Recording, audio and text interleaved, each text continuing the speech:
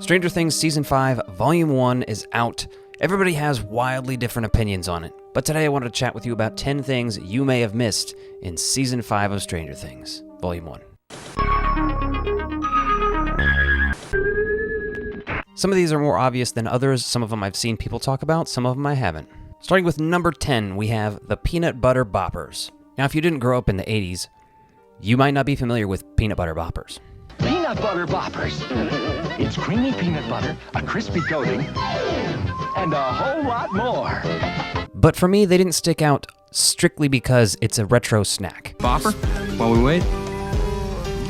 This snack also appears in a film from 1987, the year in which Stranger Things 5 takes place. Second shelf is mine.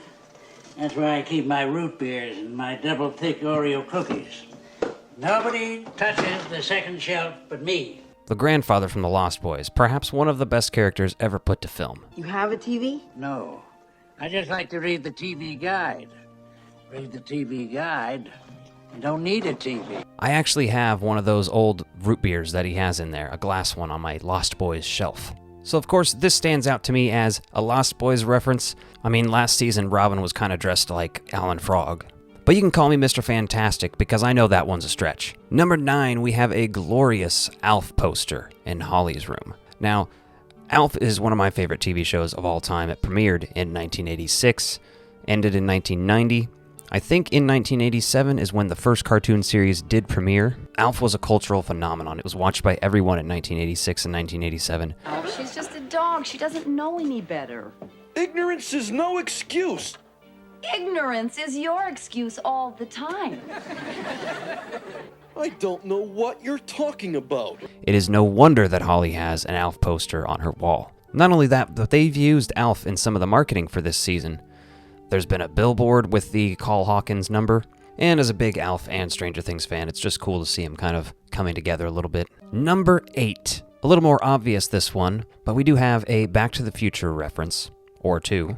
The more obvious one being Robin claiming they need to fix the flux capacitor. Great Scott! How long has that light been red? Oh, I don't know. Shit.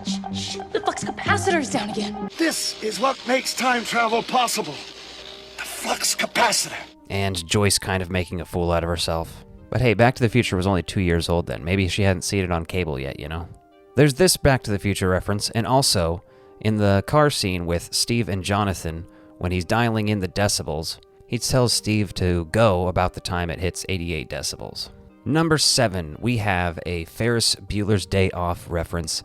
This is the obvious one. There's another one we're going to get to as well. So this is during the scene where Steve is taking all the stuff out of the radio van to try to make it lighter, and Dustin is like, we should just use a lighter vehicle. And he starts walking over to Steve's Beamer. And this is a very obvious and tongue-in-cheek reference here, but with these characters and this scenario and everything, and they didn't overdo it, they didn't recreate it too much, it worked well. Of course, you have Yellow's Oh Yeah playing over the scene to let you know, yes, this is a reference to Ferris Bueller. Number 6, Ferris Bueller once again. Now this one, I'm pretty proud of this one, although this one's a stretch also, I'm not gonna lie. Call me Stretch Armstrong for this one, alright? So when Erica heads over to the Turnbows, and she is outside ringing the doorbell. That doorbell sound, I don't know, am I the only one who thinks that that's another Ferris Bueller reference? Take a look with me here. Derek, wash up. Tina. Take a look now at this scene where Edward Rooney arrives at Ferris Bueller's and rings his doorbell. This is funny because I've actually been to this house where they shot this. It's in Long Beach. It's one of the few filming locations from Ferris Bueller that's not in Chicago. Okay, so when I initially watched it, I thought the doorbell's pitches would match up perfectly, and I did this comparison.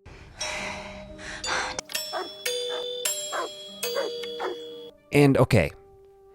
Alright, it seems like a little bit of a stretch.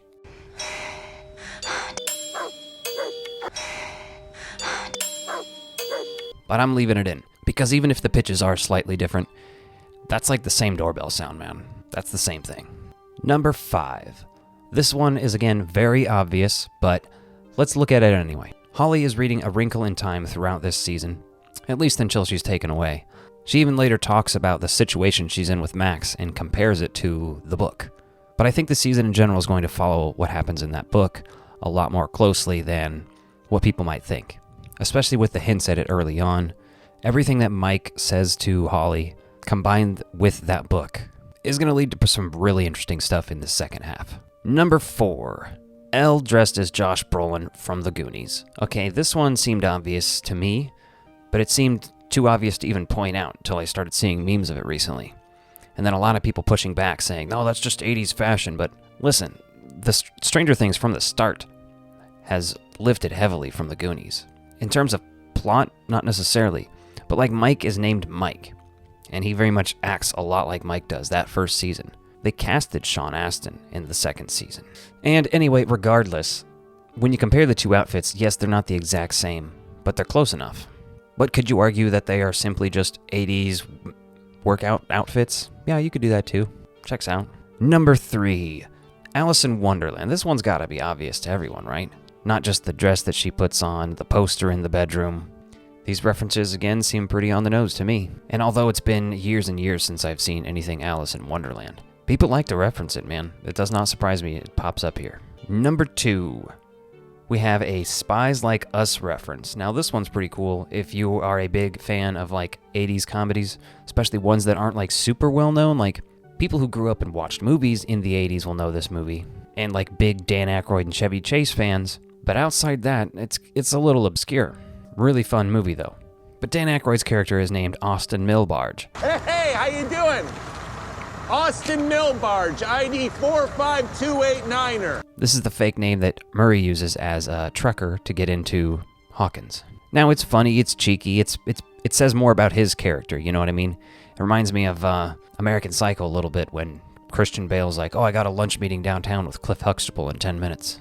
And number 1, the last one that I could spot for this list that I thought was interesting enough to talk about with you guys. Pretty in Pink, the song being on the playlist from Robin. They know who they are. That is, if you're listening, which I hope you are, because this next one, it's for you, babe. Now she plays these songs and is like talking about how she's going on a date with Vicky and all this stuff.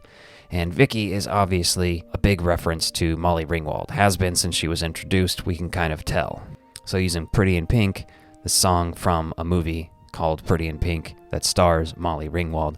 Again, really obvious. Fun reference too, I believe that movie's from 1986. So that song would be big, and she would probably be like, oh yeah, you look like Molly Ringwald. So those are 10 things you may have missed during Stranger Things 5. Let me know some more in the comments down below that I missed. And if you like this video, be sure to check out this one and hit that subscribe button. Thanks for watching.